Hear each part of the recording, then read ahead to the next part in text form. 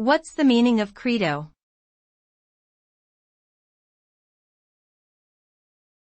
Credo.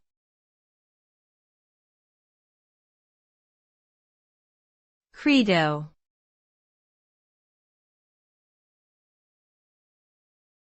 Credo.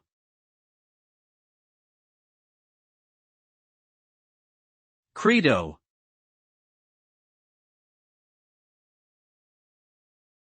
Credo is a Latin word that means I believe. It refers to a set of beliefs or principles that guide an individual's actions and decisions. Credos can be personal, professional, or ideological. They often serve as a moral compass, providing direction and meaning to one's life.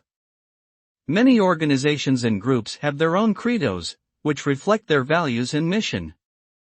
In essence, a credo is a statement of what one believes in and stands for, and it can be a powerful motivator for achieving personal or collective goals.